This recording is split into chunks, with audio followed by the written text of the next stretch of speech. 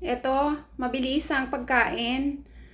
So, dahil maraming tirang pagkain guys, ito gagawin ko para kay Mr. lang. So, yung ating chicken fillet, drinesel ko lang yan siya guys. Minarinate ko sa salt and pepper, garlic powder at saka onion powder. Tapos yung ating patatas, 2 pirasong patatas lang yan guys. Pinag-apat ko.